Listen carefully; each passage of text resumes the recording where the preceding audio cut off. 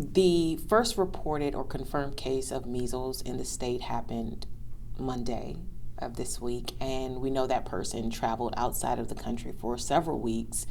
I don't think it's been confirmed, but it is believed that that's where the person contracted the measles. And I'm wondering, for families and parents who have kiddos with them and they're traveling out of the country or to a state that already has confirmed measles cases, what are some things they can do to stay safe?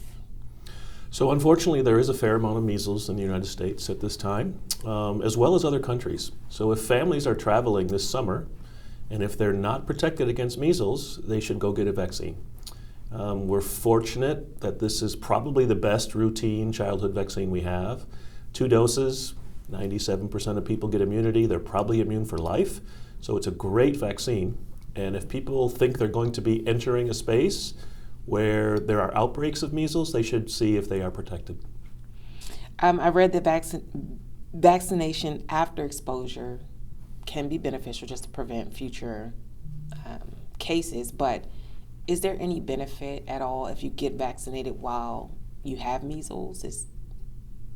So you hit on a really important point that we're trying to share, make sure everybody in the community, the clinical community, knows that if you are exposed to measles and you're not protected, if you get the vaccine within 72 hours, you either won't get measles, or if you do get it, it'll be a milder case. So there is benefit. We also have immune globulin, that collection of antibodies we can give to people. We call it IG for short. It's a product with a bunch of antibodies in it against measles. We give that to people at really high risk. So some people who, for example, are immunocompromised, if they got exposed, measles could be devastating. It can kill them. So we can give them IG within 6 days of exposure. Wow. For people who have symptoms already or they think they may have the measles, what are some tips to prevent it from being contracted by people around them, or what can prevent the spread? Yeah, so if you have a rash that you can't explain, and especially if you have respiratory symptoms along with it, you're coughing, you got a runny nose, you might have measles. You probably don't. You probably have a common cold virus, but you might have measles, and you should go get assessed. The challenge with measles is that you can spread it before you get the rash.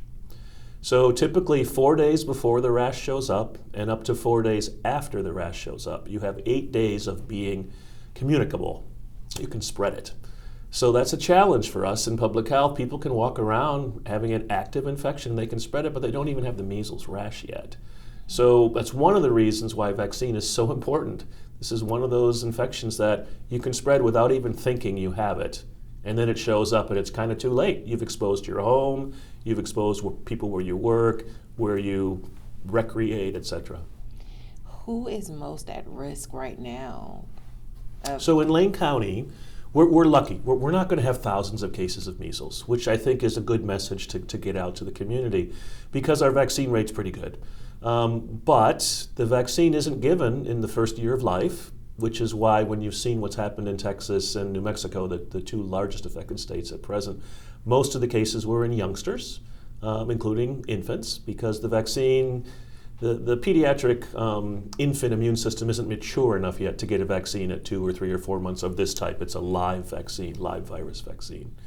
So if we have cases in Lane County or in our region, it's probably going to be in children, and especially in the younger children who haven't had the opportunity to get that second dose. The first dose is usually given at about 12 months. The second dose is right before school, so ages 4, 5, or 6.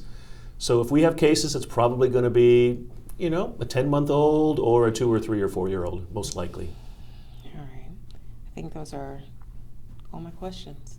Okay. Anything I haven't touched on that you think that our viewers would need to be aware of or to know?